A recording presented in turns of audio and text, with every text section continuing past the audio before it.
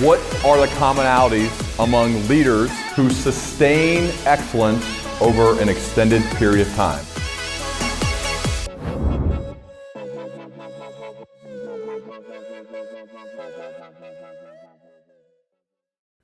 All right, Ed, it's so great to have you here on the Learning Leader Show. Welcome, man. Pleasure to be here. And I told you I'm a fan of your work for a while, so it's great to finally join you. It means a lot to me. The feeling is mutual. So I want to go back to a moment in your life. You're 15 years old, Yep. and your mom gives your dad an ultimatum, and she says, either you get sober or lose your family. You won't get another chance. Yeah. What happened next? Well, my dad got sober is a short story, but the longer version, and I'll make it as quick as I can, is that's why I wrote the book, by the way. That's why I wrote The Power of One More. My dad had tried to get sober many, many times. I have a whole chapter in the book called One More Try. And my dad finally, he came to me in tears and said, listen, I'm going to go try to stop drinking. I said, why? And, the ultimatum that my mom had given him. And he said, you know what? You and your sisters deserve a father you can respect. And your mom deserves a husband that she can be proud of. And he went and got sober. And this theme of one more sort of transfer. The reason I'm in the change your life space is I watched my hero live a really crappy life the first 15 years of my life, and then completely turned his life around and lived the most magnificent life of any man I've ever known after. So I know humans can change. And all my dad's changing, it was always one more. When he got sober, I said, Daddy, are you going to stay sober forever? And he goes, no, I'm going to stay sober for one more day. And then tomorrow I'm going to try to do it for one more day. And I often say that to people who are thinking of quitting their job or quitting their career or giving in. It's like, just don't quit for one more day. And then he would stay sober one day at a time. And every little theme would come up with my dad would be one more. And I started to apply them to my own development. One more rep in the gym, one more minute on the treadmill, tell my mom I love her one more time a day. And I started stacking up these one mores. All of a sudden I changed me, and my life, the external part of my life, started to change. So my dad's sobriety is the catalyst has remained the rest of whatever success I've had in my life. One of the cool things that came out of obviously a super painful moment, I know. So after your dad died, you wrote that you came across several index cards, and as you were putting away some of his things, and on the cards were scribbled codes like 1-4, JL and 1-3, PT. They were scattered on his vanity unit and taped to his bathroom mirror. What did those numbers and letters mean on your dad's note cards? Brother, do a lot of shows. No one's done this kind of research before. I mean, I've never been asked this, and it's true. My dad passed. I was lucky enough to be holding his hand when he took his one last breath. And afterwards, my mom said, I don't really want to go upstairs and pack up dad's stuff. Would you do it? And I did. And those index cards appeared. What they were, unbeknownst to me, because my dad was in an anonymous program, was those were the names and initials of all the people whose sobriety one more day birthday was that day. So my dad had hundreds of these index cards of people that my dad had helped one more person at a time stay sober one more day at a time. And so there's hundreds of these index cards with their name and their initial. And my dad would call them and say, happy birthday, stay sober one more day. And he would do it. And these are all people that my dad helped get sober, late night conversations, text messages, pulling them out of bars. And I knew none of this part of my dad's life at all until he had passed away, because you're not supposed to talk about it.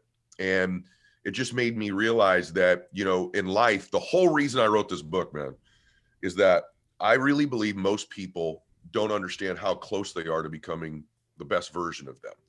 And you really are one decision, one relationship, one meeting, one new account, one new hire, one new thought, one more emotion away from a totally different existence. I'm reading, this is mine, okay? But here's Think and Grow Rich, which is to me one of the best books written of all time, other than my scriptures. And I love Think and Grow Rich. The challenge with it is you don't just think, though, and get rich. You have to do things. So I'm like, why don't we write a book where you think and do things in congruency, match the thought with the action? That's never been done before. And I did it. But what I love Napoleon Hill says in the book, I'll just share this last because this was true of my dad, me, and you, and everyone listening. He says, on the other side of it, whatever adversity you're facing, if you can survive the temporary, on the other side of this temporary pain, is you get to meet your other self. And I'm 50 years old now, and I can tell you that I've met different other selves of mine many times. Every single time I met the new version of me was on the other side of some temporary setback or pain or adversity. And so, and by the way, that other self leads to another life every single time as well. And that's how we grow. So, you know, I would always tell people, survive the temporary. Everything's temporary. Your body's temporary. I watched my dad's body cease to exist after a while. So everything is temporary other than our souls. So this pain or this circumstance you're going through, this difficult time, if you're an executive somewhere, it's just not going the way you want it to, or whatever. I mean, it's temporary. Don't make permanent decisions based on temporary circumstances. Wow. Going back to earlier in your life, your athletic career, so we have that in common, right? At college sports and your athletic career, I can tell looking at you, just jacked and still in amazing shape, but your career was cut short by an injury. Can you share more about what athletics meant to you and then how you felt when it got cut short based on getting hurt? Yeah, athletics for me was the only place, man, where I felt any confidence. When you're raised with anxiety or, you know, dysfunction in your family, dysfunction could be they didn't love you and didn't tell you they loved you enough. They didn't give you enough water, you know, they're fighting, divorce, bankruptcy. You know, one version of child neglect is a parent not chasing their dream. It's a form of neglect. It's an insidious one that most people don't appreciate. But a parent not living their full potential installs that software in that child. That's a form of neglect if you're a parent. And so when my career ended, it probably ended something that would have ended anyway. You know, quite frankly, it's a hidden blessing. But at the time, it was devastating because it was my only dream. And it ended. And I was really lost for quite a long time, sort of flailing away, trying to find who I was. Because the mistake I made, this is true for a lot of executives listening to this too, I had linked my identity to what I did. My identity was what I did or what I accomplished or what I had. It's a very dangerous way to live because that stuff changes and sometimes it goes away. And now I learned my identity is who I am as a man, the decisions I make, the way I live my life, the way I treat other people. And I'll never again allow, and I'm, you know, become a pretty wealthy guy and got jets and houses and islands and all this stuff, but I'll never allow my identity to be tied to things I do because that's fleeting. And I know many, many people have climbed the corporate ladder. They finally get that position. They finally get that influence. They're like, wow, I thought I'd feel differently. I thought it would be more. I thought it would be better. And that's because their identity is tied to what they do. And that's a shallow way to live your life. And that's something I had to learn in that moment when my identity disappeared, which was baseball. Now, if you fast forward and see that you've gained immense wealth, like you said, the planes, the cars, the houses, the islands, you got the Richard Branson type stuff going on. But even I noticed, like, I think as you know this as a podcast host, you learn a lot in the first few seconds when you meet somebody prior to pressing record. And sometimes people flip a switch and kind of go into character once you hit record. You have been the same guy from the second we started. And one thing I noticed too is an immense amount of humility, which I'm not going to lie, like I was pleasantly surprised, Ed, because you could have easily not have that based on all of the other stuff that you've accomplished. How do you think about that? I'm curious of humility in the role of not just like fake humility, which we all have seen some. I'm talking genuine, real. Hey man, it's good to get to know you. I've listened to your show. Like you can tell, like this is real, and that to me is like a really a key cog when I think about your future. It's like, how does it not continue to go like this when you have this humility about you? Thank you. By the way, great question. It's one of the most important things in my life with people I want around me is humility. Well, one, I'm a faith-based person, so I don't think that everything that's happened in my life is just me. That does not mean I haven't busted my tail, but I know there's an element of blessing. Quite frankly, there's been a little luck too, right? I've made my own luck, but there's a little bit of luck. The second thing is I know how, fragile it is. It could go away. And so I don't really catch up too much in that stuff. But the big thing is this. The people that I like the most, like I try to surround myself with, also have a ton of self-confidence, by the way. I think there's a nuance. I want people that nuance this line, and it's not an easy way to live. I mean, it's difficult to find this balance. Tremendous self-confidence with humility. Because We all know really self-confident people that don't have any humility. What happens? They're not curious. They don't grow. They usually finally flame out and make mistakes because they believe their own press clippings, right? Then we also have friends that are really, really humble with no self-confidence, and you're dragging their butt through life all the time, right? Come on, man, we can do this. You're not a victim. So I try to have a lot of self-confidence with a degree of humility. And most of the people I surround myself with have that as well. I like curious people. I want to grow. What a ridiculous way to live, to not be curious, to not want to learn. Like people go, why do you even do your show? It's not a financial win for me, right? I love people. I love learning from people. I'm watching your level of preparation. I'm like, all right, I got to up my game a little bit. How does he know about these index cards with my dad? Like, that's not a very public thing. So I'm always trying to grow. I get in an Uber. You can ask my wife. People's like, oh, do you always have limo drivers? No, I take a lot of Ubers. Why? I want to meet real people, man. And automatically, everyone will tell you, if I have a server in a restaurant, tell me your story. What's your story? I had a guy drive me yesterday, really quick. Guy's from Lebanon, right? Driving. He's got a kid at Harvard, a kid at Yale, and a kid at Stanford. He's driving an Uber to put him through school. And I'm like, tell me about your family. How'd they get there? Well, education's important. Tell me about Lebanon. I didn't want to get out of the car. It was like a 20-minute ride. I'm like, I'm like extending the drive. I wanted to learn more about this man. What a fascinating man. You get into Uber, they ask guys probably making him two kids at an Ivy League and another one at Stanford. What a remarkable man. And I'm like, tell me about your wife. You must have an amazing wife to have these 3 kids. And he's lighting up about his wife. We met when we were 14. I said, oh man, I met my wife in kindergarten. We started dating when I was 14. That's the juice of life, is to have humility. Yeah. It's where you learn and you reach people. Dude, this energy is so contagious. Oh. It feels so good, man. I just had to pause for a second and say that. One of the questions I get, Ed, from sometimes leaders who are a bit earlier in their career, and they're high potentials though, you could tell they're gonna be something, but for some reason they don't believe that yet. They either have some imposter syndrome, a lack of confidence. Maybe it's through not having enough experience. I'm not really sure. I think this is hard, but one of the skills, if someone said, Ed, I am struggling developing confidence in my earlier part of my career. I see you and you've done all this amazing stuff over the past couple of decades.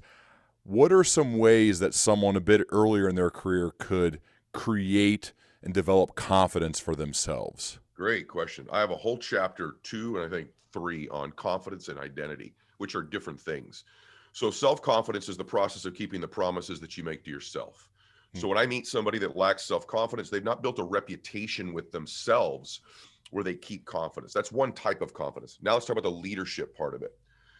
You've got to start to surround yourself with people that live at a higher temperature setting. Your identity is like a thermostat sitting on the wall. It sets the temperature of your life.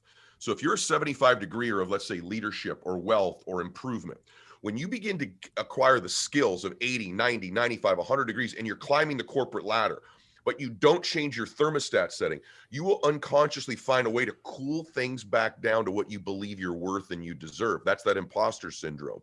And so you got to work on your identity, which is who you're surrounding yourself with at any given time. The second thing is this.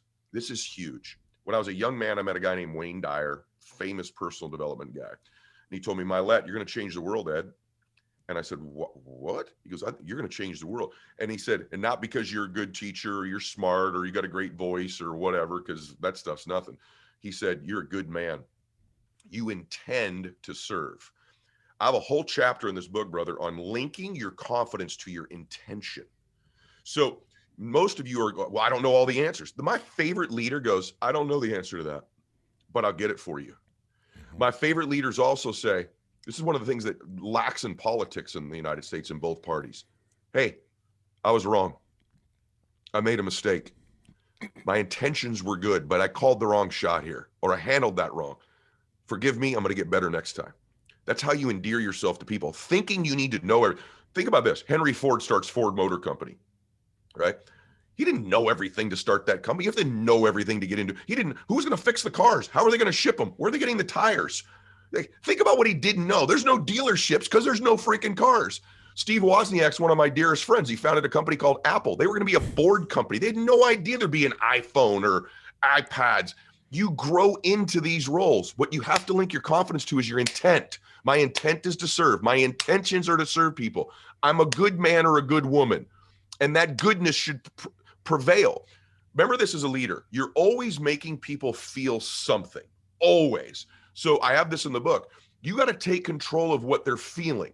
If you think they need to feel that you're an expert all the time and you have every answer all the time, you do not understand leadership. What they need to feel from you is that you love them, care about them, believe in them, and can show them how to do a little bit better, or will get them around someone or the answer for that. Love, care, believe, and show them how to do a little bit better. You do not have to have all the answers. That's the imposter lie. You don't have to know everything. You have to intend to serve. So even when we did the show today, I've got a few more of these today. I'm totally present with you and totally confident that we're going to do a great job. Not because I have every answer, because I don't. But I intend to help you help these people listening today. And so I show up pretty damn confident that I know my intention is to do this. And that's where my confidence comes from. And then I've got a whole thing in there on association and that thermostat setting that'll help you as well. But that in and of itself is a huge breakthrough for a lot of leaders. You write on page 87 about your inner circle, auditioning your inner circle. Can you share how we talked a little bit prior to recording about John Gordon, one of those guys who's become a good friend of yours, who's been on this show a few times.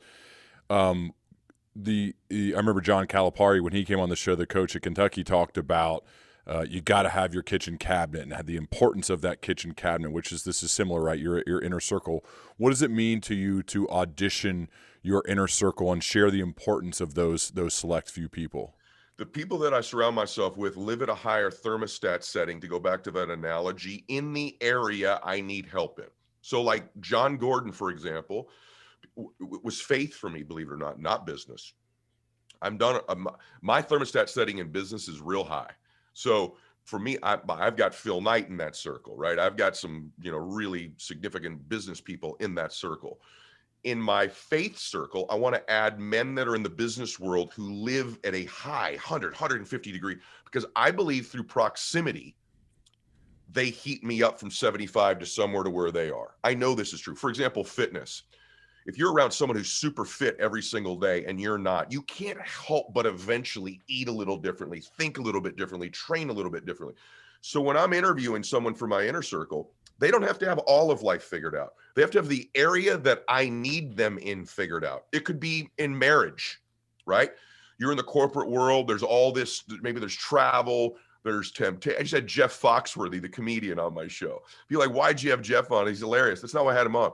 Jeff has this thing where he says, hey man, when I traveled for the last 30 years of my life, he goes, I know me, man. He goes, I've never cheated on my wife, but I like ladies. And the reason I've never cheated on my wife is I put myself in situations, man, where I can't. So on the road, I don't go out. I get room service because I don't want to be. He goes, I'm fine in a bar, but I have a drink. I'm all right. I have 2. I don't know. 3. Who knows? So I don't put myself in those situations. Jeff's in that circle for me on marriage, right? I got other ones in my financial. I got other ones in my fitness. I just had Phil Heath, 7-time Mr. Olympia, on my show. He's in my damn fitness circle. So I want people that live, people don't have to be perfect. They have to be great in the area you want growth in. And so John Gordon is in that faith area for me, where I've traveled with John. We've gone to UFC fights. We've done different things. The conversations with my circle in John's group, when you're in Las Vegas at a UFC fight, I promise you are very different than what most men are doing in Las Vegas when they go. And that's why that's so powerful for me. So I'm interviewing for the real goods. How about the the old quote, how to get a great wife, deserve one, how to get a great friend, deserve one. So what role do you, because I'm sure tons of people want you in their inner circle, what role do you think you play for those whose inner circles you're in? That's a good question. You probably would have to ask them that. I'd like to think that I show up in a lot of those circles, though. I hope I show up in the father circle, the business circle, the integrity circle, the faith one. I think that what I bring to most people is that, and I learned this from my dad. My dad would, I don't know how, I've made hundreds of millions of dollars on very limited skills, brother. But the ones that I have, see, the key to success in the corporate world or in any world is truly identifying your own gifts and using them to serve others. But here's the thing that leaders don't get.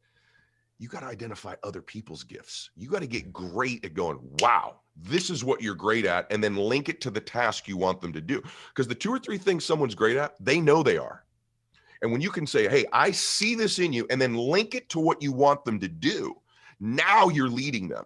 Hey, man, you care so much, or man, your math skills, or your problem solving, or your intensity, or your work ethic. They go, you know what? I do have crazy work ethic. That's why you're going to prevail in this company.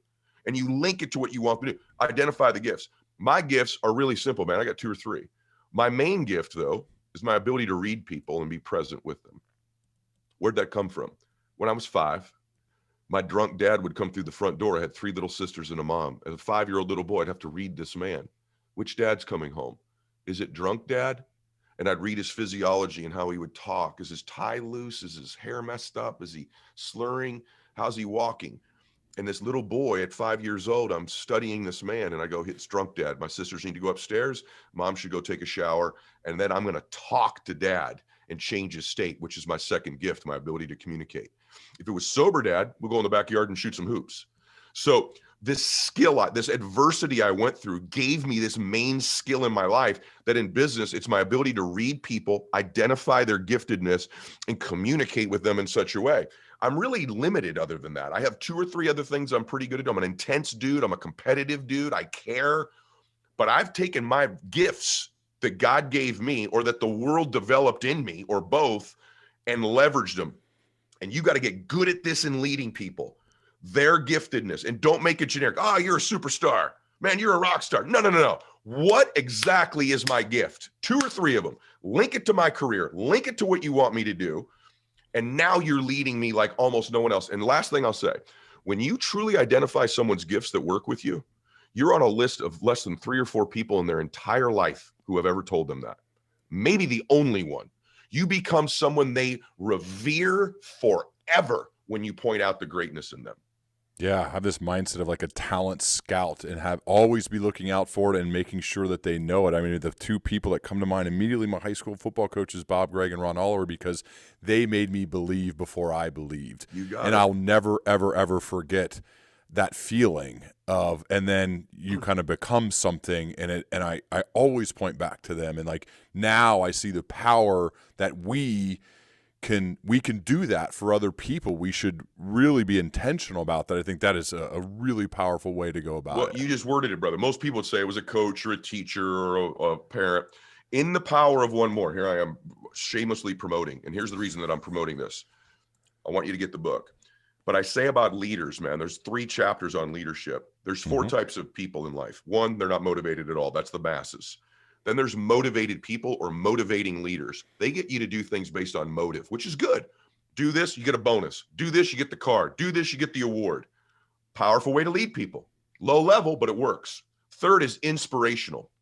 You move people. The root of inspiration is to be in spirit, to move people with energy, to move them in a way that's higher than just motives. And that's a great way to lead. Very few leaders get there. The 4th level is rarefied air. And that's to be aspirational, where people aspire to be like you, right? Most great leadership things are caught, not taught. They watch it in you and they see it. This is true for me as a dad as well.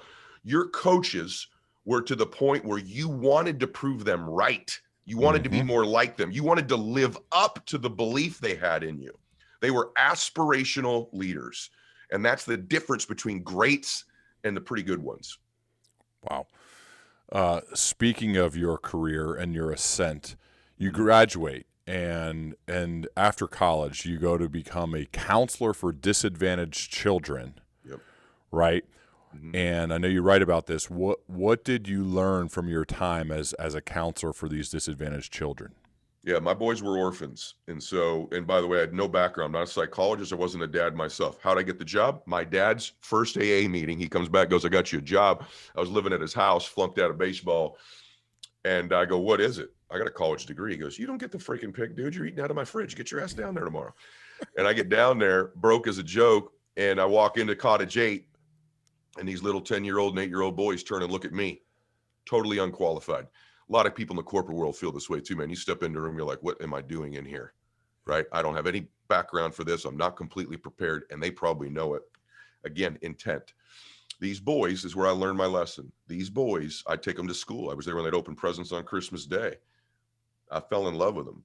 These boys were looking for a leader, and they'd never had anyone in their life. Again, I'm going to say this very clearly because people don't get it, because it sounds like not a masculine thing, and it's a no leadership book. They needed someone to love them, care about them. Here's a biggie. Believe in them. Believe in them. Sincerely believe in them. That's why your coaches to this day are so important to you, bro. Mm-hmm. And then show them how to do better. And what I learned there as I left, I started my business career actually while I was working there. I'd meet adults. People say, how do you coach the top? I coach some of the top athletes, as you know, most of your audience may not, entertainers. My first call this morning was with a man who used to run a big country, right? And you talk about imposter syndrome when you start those calls. And you know what I found out they want? Someone to truly love them, care about them, believe in them, and show them how to do better. And almost all of them, people ask me, what is the picture for the Dodgers that the leader of a country, that an actress, that a CEO, that you, Ed, all want more of? And you nailed it earlier. They're almost always looking for more self-confidence.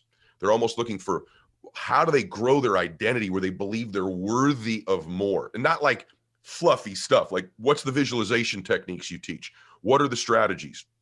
Last thing I'll tell you, chapter 2 of my book is called The Matrix. It's where I teach you about your reticular activating system in your brain, which is the filter for your entire life. In the Matrix, things slow down because the bullet becomes so important. Everything else is filtered out. The Matrix tells you what's important to you when it will see the contacts, the clients, the accounts, the employees that were always there, but you don't see when you learn to program it correctly. I bought a Tesla Friday, because I'm liking some of the things I see Musk doing. I'm like, screw it, I'm going to buy a Tesla. I bought a Tesla Plaid. I buy this car. Yesterday's the first day I drove it. I saw freaking Teslas everywhere yesterday on the freeway. 3 lanes over, going the other direction. Tesla, right? Were they always there? They were always there, but I didn't see them because they weren't part of my matrix. They weren't part of my RAS. Now that it's important to me, I see them everywhere. The key thing in life, and I'll teach you to do it in the book, is how to make your clients, your accounts, the growth of your career, the right people, your territory, whatever it might be, your Teslas, so that you hear, see, and touch and feel things that were always there that you were oblivious to because they weren't programmed into your RAS, the reticular activating system of your brain, which is in the prefrontal cortex of your brain. And it's not complicated to do. It's basic visualizations that I teach. When you speak with powerful people, huge jobs, CEOs, running a country, whoever it may be, WAS, I know they're all different, right? But how do you go about helping them? I know you love them. I know you care about them. I know you believe in them. But what are the ways like these? Because some of them are in different stratosphere. So What are some of the things that you do to help somebody who has got a lot of power? Yeah, a lot of it has to do with his RAS. A lot of it has to do with programming, really correct visualizations. My freshman year in college in baseball, I hit 214. I played every game. That is not good.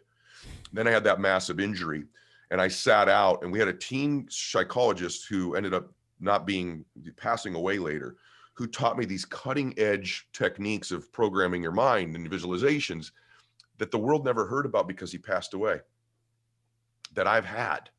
And then I've then applied in business and in life.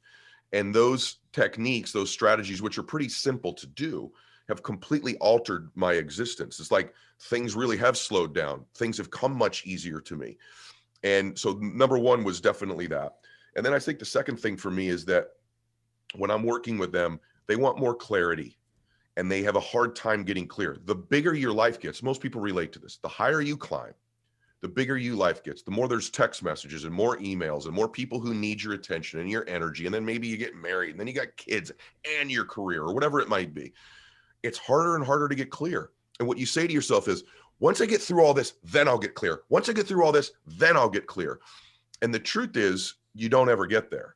So you have to have somebody or some way, and I talk about this in the book. There's a chapter called equanimity, which is to be calm under duress. And I teach you how to do that. But for me, it's most of them want clarity, specificity, laser focused. It's kind of like this. Last thing I'll tell you, a picture for the angels that I work with. It's his ability to get completely clear to the point where he cannot hear the crowd. He is so clear on hitting the glove or hitting the spot or hitting the zone that all 50,000 people, the noise around him, fighting with his girlfriend before the game, the text messages on his phone that are in the dugout. People forget athletes have all these things happening. He can get so dialed in that it's a whisper. And he sees the glove, he sees the zone, he can see the rotation on the pitch, he can see it coming in to the point where it is just he in a zone alone executing, right? Complexity is the enemy of execution. And so the more I can get people to get clear on what they want, and any single career, and listening to everybody here as well, that's usually what they want: confidence, identity, and clarity. Do you help them find their way through asking them questions, using your own intellectual curiosity? Is that how you get there, or what are the ways to get to clarity? Yeah, and I try to find their recipe already. In other words, we all have a little bit of a recipe that's unique to us. So when I do ask those questions, I'll give you an example. When I first started my visualization, when I was hurt for the year, I would sit behind the batting cage. And the guy that was coaching me on my mental game said, okay, I want you to visualize the pitch and hitting the pitch. I go, okay, close my eyes, and I saw it. And he's like, okay, wait a minute. Where's the camera? I said, what do you mean? He goes, where are you seeing the ball come from? I go, I don't know. He goes, no, come on. Are you watching it like it's on TV and it's the center field camera over the pitcher? Because that's how you watch most baseball games. Or is the camera on you and you're in the batter's box? Isn't that an interesting question? It made me focus my visualization. I went, I don't know. He goes, well, let's know. I go, okay, close my eyes. He goes, okay, I'm in the batter's box. I said, yeah. So he goes, it's not the center field camera. I said, no. He goes, that's unique. About 70%, it's the center field camera. I said, no, I'm in the box. And then he'd make me, can you see the release point of the ball? He goes, is the left or right-handed? I go, I don't know. He goes, you need to know. Can you see the stitches? And I got to the point where I go, okay, I see the dot. And he goes, what's the dot mean? I see the dot means it's a breaking ball, because the dot on the stitches means it's a curveball. And then could it hit the bat? Could I see the stitches rotating back? So that it's the degree and the specificity to which they see things. Everyone listens like, oh, I dream, I visualize. Really? What if I could show you how to really do it? And by the way, then it becomes easy. Last thing I'll say on that, I have a chapter on this. Most human beings operate mentally, emotionally, out of their memory and their history, not their imagination and their vision. It's a frame of reference. And so when we're kids, we're taught to imagine, and then it gets suppressed out of us over time. And as an adult, we operate out of history and memory. History and memory of emotions, history and memory of thoughts, history and memory of experiences. And we cease dreaming, we cease imagining, we cease visualizing. And that's why Elon Musk, the leader of that country, the athlete, what is different about them? It's my ability or their ability to operate out of their imagination and their vision, not their history and their memory.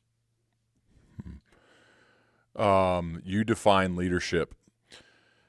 You write, you are a one more leader if you help people do things they would not otherwise accomplish without your presence.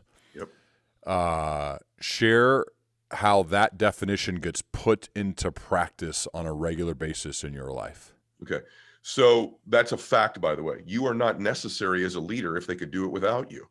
Now, as a leader, in my opinion, you have a different position. Like literally by positioning, you're in front. Okay? If you're in front, your view is different. You see things they don't see. Your main job as a leader is to craft a vision and sell a dream that is big enough that the dreams of all of the people you lead and their ambitions can fit inside the one you're selling them. This is not an easy thing to do, because you say, well, their path is limited. Maybe it's not just money. Maybe it's not just achievement. Maybe they want more happiness. Maybe they want more contribution.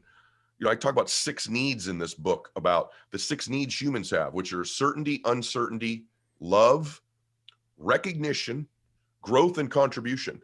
Not everybody has your need to climb. Not everybody has, maybe some want to belong, some want to be loved, some want to grow, some want to contribute, some want stability and certainty, some want variety, right? And uncertainty. So it's your ability to sell a dream big enough that the dreams and ambitions of all of the people that you lead in your stewardship can fit inside that one you have. And that's a great leader's job, is to craft a vision, to become what I call evangelical about your mission, about your cause. Moreover, most people nowadays, all surveys tell us, want to be involved in something mission and cause driven and not just money driven. They want both. Their ability to get focused in and down. And by the way, mission is what you do, what you stand for, and it's also what you stand against. Nothing wrong with having an enemy. Nothing wrong about standing against something. So all of these are things I write in great detail about in the book. The book's really interesting, man. The application is so broad. It could be for an athlete, a corporate executive, an entrepreneur, a father, a mother, because these things, as a dad, one of my jobs is to be a leader of this family. And part of that is I got to sell a dream in our family that's big enough that the dreams and ambitions of our entire family can, and here's the other thing, repeat it over and over, repetition. Most leaders get tired of hearing their own voice and they want to keep coming up with something new.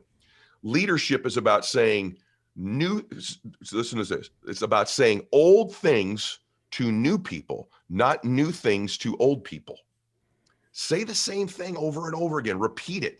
You say it once, you say it 3 times, you email, you keep repeating something. All of a sudden, people are like, this dude is serious about this. He means it. He's not moving off this. This isn't just another thing. And it's usually cause, and it's usually big. And then you got something special as a leader. Side question. I'm going to get back to the 11 leadership principles. Sure. What do you think about the 5 minutes before you're about to go on stage in front of thousands of people? Wonderful question. I'm just going to be candid. I have to tell you the truth. I pray to make it not about me and to make it about them. When you make anything, let's just use a sales call. You're walking into a board meeting. If it's about you, there's a lot of pressure on you. I better say the right sentence. I better get it right. You've literally taken the frame and put all the heat on you. And if you don't teach your people this, you're going to screw this up as well. So it's about them. And when I get out of me and into them, the pressure's off me. I need them to feel my intent. I need when I get up there for them to feel my intentions are to make a difference for them. I need when I make that sales call them to feel this intent, walk in the boardroom, doing the interview, doing their annual review. My intent is a huge, huge thing. And here's a biggie that no one's ever heard before. This is going to shock you. Any sales call, any interview, any board meeting, any speech I've ever given, I'm not trying to get them to believe what I'm saying. That's a huge mistake of influence. Influence is not getting people to believe what you're saying. That comes across desperate, low level, and sort of needy. So there's a fine nuance. I want you to all hear me on this. Great leaders, great influencers, great speakers, great salespeople do not try to get you to believe what they're saying. They try to get you to believe they believe what they're saying. And that nuance, that subtlety is a very small shift, and it comes across much more certain, much more influential. When I'm done with a speech, when I'm done with this podcast, when I'm done with any sales call I ever had in my life, they don't have to believe everything I said to influence them. They have to believe I believe it. If they believe I believe it, I've influenced them. We have all bought things many, many times in our lives we didn't believe in or didn't even understand. Haven't you? But you believed they believed it. And when I give a great speech, they don't have to go, wow, I believed everything he said. I need them to believe I believed everything I said. And that's influence. Wow. I love that. So when you're going up, you know, like you're coming from a 100% authentic place of every word I'm going to say, I believe in completely. I'm trying. That's my effort. I mean, listen, I give good ones and bad ones. You know, I was speaking to another guy, I won't say who, that's a very well-known speaker. And we were commiserating the other day about how we beat ourselves up when we're done. And I said, you know what that is? That's an element of it being about us still. Yep. It's an element of it being about us. So I try to just speak my truth, to be vulnerable, to be authentic, to be transparent. Those are not just phrases for me. I just feel like there's an energy. When you speak in front of a room of people, great speakers need energy from the room. Okay. Or good speakers. Great speakers pour energy into the room. The best communicators, whether it's a 10-person room or 25,000, pour energy into each individual person in the room. And that's a different intention. When I'm done speaking, man, I'm usually pretty tired, to be honest, because I've expended so much energy. Because again, I said it earlier, you're always making people feel something. Last thing I'll say, highest energy wins. Most certain person influences the less certain person every time when there's rapport. So I'm trying to be the most certain and highest energy. Highest energy doesn't mean loudest or fastest talking. It's certainty.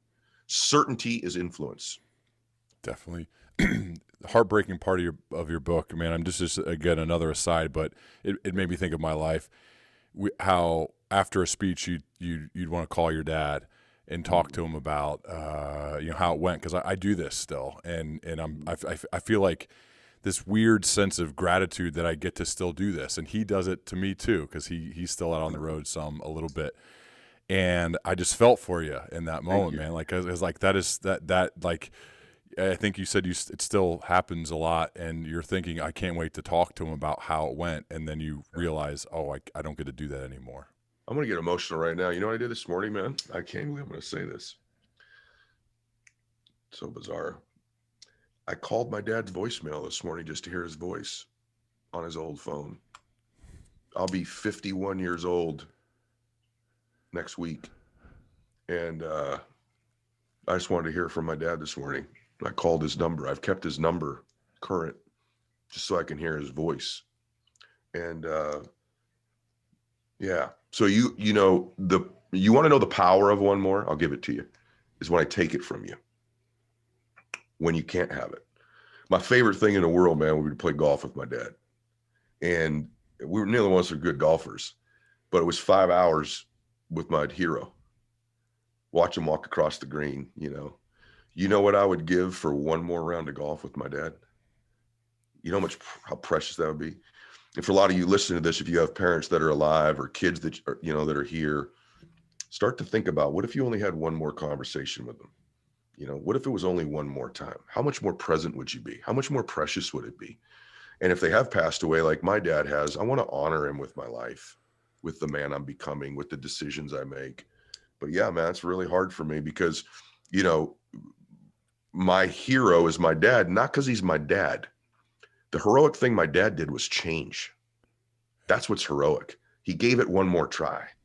And my dad embodied that. He's my dad. But I watched a guy completely change his life in midlife. And so if my dad can do that, I'm this believer. It's why I'm in the space. I believe humans can change. I believe they can grow. I think they can completely change their life with one decision, with one action, with one thought. I don't just say this stuff out loud. I watched it happen with my own father. So if he can do it, you can do it.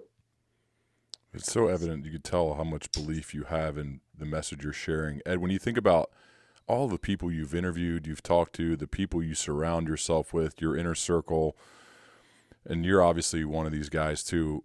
These are those who have sustained excellence over an extended period of time. What are some of the commonalities among those few people? Standards. Period. You don't get your goals in life most of the time. You will always eventually get your standards. And most people spend a lot of time setting up goals and never take a real inventory of what their standards are. Standards are like actually how you live. Standards are everything about you. If you're meticulous, if you're excellent, if you're like what you did today. I mean, we're talking about meticulous preparation you did for this interview, right? That's a standard. So you know what's going to happen? You're going to get a great interview. Right? You could have had a goal for a great interview today, but if you don't have the standard of preparation, of delivery that you have, that's different. So people who sustain greatness have super high standards and keep raising them. And the truth is, the place they're going, what I find oftentimes, is not as important as the process in getting there. They're refining their processes. They're refining their habits and rituals. I have a whole really good chapter on habits, because habits, I had a bad day yesterday. I put this on my Instagram. I'll share my bad days too. I was sick. I didn't feel good. And I said, my A game was not yesterday. But the separator in life is not who's the most motivated. It's not. It's what do you do on the days you're not. The separator for these elite people who succeed long-term is they can perform at a relatively high level on the days they're not feeling it. They can win with their B game. because of their habits, rituals, and disciplines. As I was just saying that, many of you thought about different athletes that you look up to. You're thinking of Michael Jordan's illness game. You're thinking of Tiger Woods winning the US Open on a broken leg. You're thinking of the sustained greatness of a Brady between two different organizations. Those are standards. And if you interview or time, Brady belongs to one of my golf clubs, right? Phil Mickelson's been on my show, has told me many times, I'd love to interview Tiger. I've interviewed Tiger, but Zach Johnson's been on, Phil Mickelson's been on, and they're friends. And they've both told me this guy's standards are he's a freak. He's just a freak when it comes to golf standards, right? Kobe Bryant became a pretty good friend of mine before he passed away. This man's standards of how he worked out and what he did. You say I'm in really good shape, right? I'm in pretty good shape. But then I've worked out with guys that are like world-class bodybuilders and athletes. It's a totally different standard. It's a freak show of the standard, right? So the long answer is you get your standards, and that's what separates them. The last book I published was called The Pursuit of Excellence, and every once in a while I get a question. They're like, why? Why? Isn't it easier to kind of be okay with things? Like, isn't life a little bit easier that way? And I certainly have my answers for that, and I wrote about that. But why have high standards? Why not say, I'm going to have really good standards. I'm going to do a solid job. I'm going to also relax quite a bit. I'm wondering, what is the motivation for you? I know it is for you. What is it for you to have such high standards? Great question. It is seductive to contemplate average. Yeah.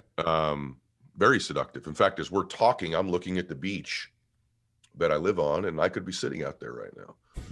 The truth is that I've grown to accept who I am, and who I am is not that.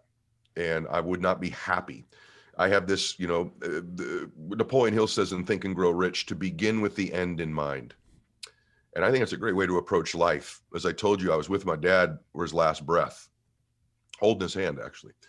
And it's okay to, every once in a while, think about the end of your life, because it's going to come at some point. Someday I will be my dad. Someday you will be where my dad was. And when you die, whatever you believe religiously is up to you. But I just have this belief, I'm a Christian, but I have this other belief that God's going to introduce me to the man I was capable of being, the one he made in his image for me. The guy who could have had the moments, the memories, the contribution, the emotions, the achievements, the times.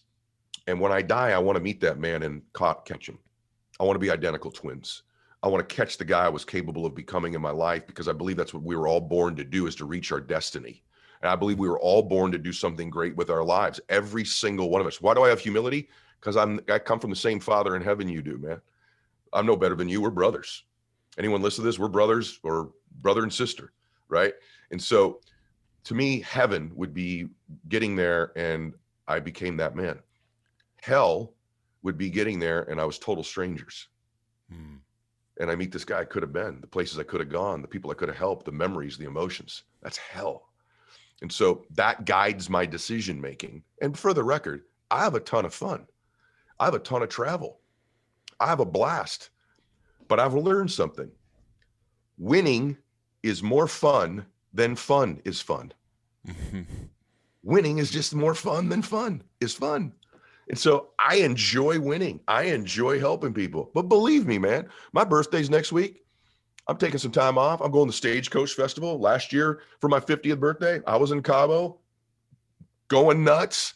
So believe me, I have a ton of fun, but I like to have left it all out on the field before I take my break, where I'm like, you know what?